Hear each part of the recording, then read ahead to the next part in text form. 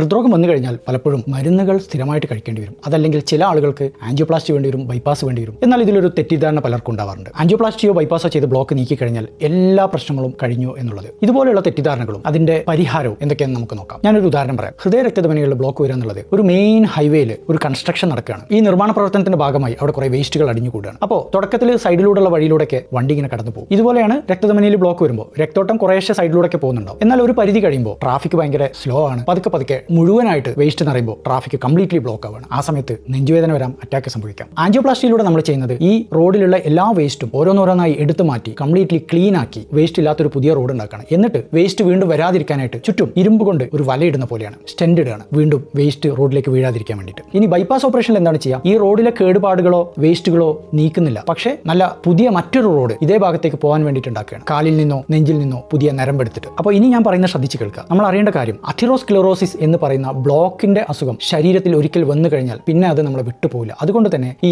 Road clean ചെയ്ത ഭാഗമാണെങ്കിലും പുതിയതായിട്ടുണ്ടാക്കിയ bypass റോഡിലാണെങ്കിലും വീണ്ടും അഥീറോസ്ക്ലെറോസിസ് എന്ന് പറയുന്ന ഈ വേസ്റ്റ് അടിഞ്ഞുകൂടാൻ സാധ്യതയുണ്ട്. ഞാൻ പറയുന്ന ഒന്നാമത്തെ കാര്യം ഇതാണ്. ആൻജിയോപ്ലാസ്റ്റിയോ ബൈപ്പാസോ ഹൃദ്രോഗത്തിന്റെ ഒരു ചികിത്സയല്ല, അതൊരു എമർജൻസി രക്ഷാപ്രവർത്തനമാണ്. അഥീറോസ്ക്ലെറോസിസ് എന്ന് പറയുന്ന ഈ അസുഖം ഷുഗറോ പ്രഷറോ കൊളസ്ട്രോളോ പുകവലിയോ പാരമ്പര്യമോ ഉണ്ടെങ്കിൽ അത് വീണ്ടും നമ്മളെ ശല്യം ചെയ്തുകൊണ്ടേയിരിക്കും. രണ്ടാമത്തെ കാര്യം, ഒരിക്കൽ ഹൃദ്രോഗം നമ്മളിൽ വന്നു കഴിഞ്ഞാൽ ജീവിതകാലം മുഴുവൻ അതിന്റെ ശല്യം ഉണ്ടാവുന്നത് കൊണ്ട് തന്നെ ജീവിതകാലം മുഴുവൻ അത് തടയാനുള്ള മരുന്നുകൾ കഴിക്കണം. രക്തം കട്ടിയുറക്കുന്ന മരുന്നുകളും കൊളസ്ട്രോളിൻ്റെതായിട്ടുള്ള സ്റ്റാറ്റിൻ മരുന്നുകളും ഒഴിച്ചുകൂടാനാവാത്ത മരുന്നുകളായിരിക്കും. നമുക്ക് ലക്ഷണങ്ങളൊന്നും ഇല്ലെങ്കിൽ പോലും ഒരു കാരണവശാലും ഈ മരുന്നുകൾ നിർത്താൻ പാടില്ല. മൂന്നാമത്തത്, ബ്ലോക്ക് ഉള്ള വ്യക്തികളാണെങ്കിലും ബ്ലോക്കിനെ പോലെ തന്നെ നമ്മൾ ശ്രദ്ധിക്കേണ്ട മറ്റൊരു നമ്പർ, ഹൃദയത്തിന്റെ പമ്പിംഗ് പവർ, ഇജക്ഷൻ ഫ്രാക്ഷൻ. ഇതെന്താണ്? രക്തധമനികളിലൂടെ രക്തം ഹൃദയ മാംസപേശികളിലേക്ക് തടസ്സപ്പെട്ട് കഴിഞ്ഞാൽ ആ ഹൃദയ മാംസപേശികൾ നശിച്ചു പോകുന്നു, ഹൃദയത്തിന്റെ പമ്പിംഗ് കുറയുന്നു.